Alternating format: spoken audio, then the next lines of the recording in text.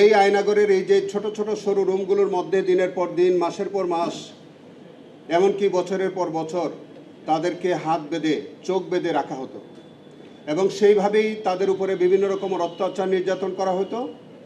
কাউকে কাউকে দীর্ঘদিন পরে ছেড়ে দেওয়া হতো, বিভিন্ন মিথ্যা মামলায় তাদেরকে দেওয়া হতো এবং অনেকেই মেরে ফেলা হতো। এবং সেরকম কয়েকজন ভিকটিম 5ই আগস্টের পরে আমাদের তারা উদ্ধার পেয়ে তারা এসছে, তাদের সম্পর্কে বিচার চলছে, সেই সম্পর্কে আপনারা ইতিমধ্যে অবহিতও আছেন। আমরা এখন পর্যন্ত গুম খুনের শিকার প্রায় 250-র অধিক গুম যারা গুমের শিকার হয়েছেন তাদের এখন পর্যন্ত আমরা সন্ধান পাইনি যে তারা কোথায় কী অবস্থায় আছে। তার মধ্যে ইলিয়াস আলী, সুমন সহ এরকম অনেকেই আছেন।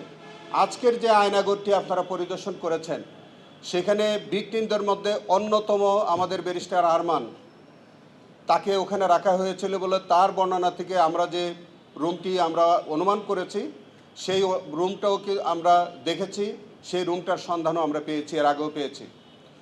আমরা এইটাও আমাদের বিভিন্ন বর্ণনা থেকে, আমাদের বিভিন্ন সাক্ষী থেকে বা তদন্ত থেকে এইটুকুনও আমরা পেয়েছি, আজকের মাননীয় স্বরাষ্ট্রমন্ত্রী জনাব সালাউদ্দিন আহমেদকে এই র্যাব 1-এর আজকের যে আয়নাগর সেখানে কোনো একটি কামরায় তাকেও রাখা হয়েছে এবং পরবর্তীতে ভারতে নিয়ে তাকে ছেড়ে দেওয়া হয়েছে।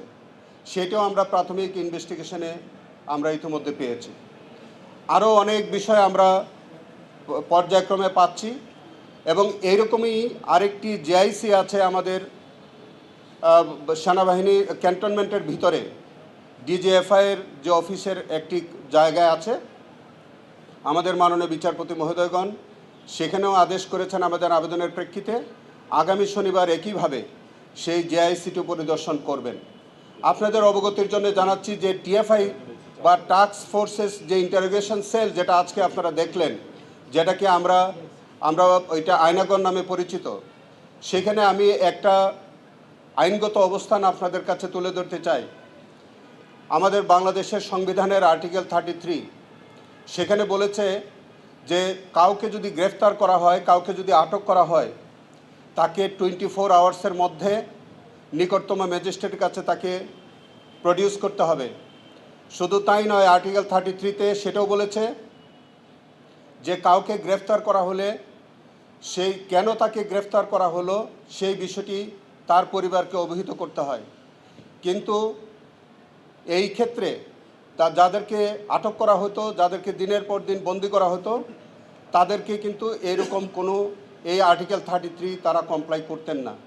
শুধু তাই নয়, আমাদের প্রচলিত যে আইন ফৌজদারি কার্যবিধির 61 এবং 167 এখানেও কিন্তু পরিষ্কার বিধান আছে যে কাউকে যদি আপনি গ্রেফতার করেন তাহলে 24 আওয়ার্সের মধ্যে নিকটতম পুলিশ অথবা ম্যাজিস্ট্রেটের কাছে হাজির করতে হবে।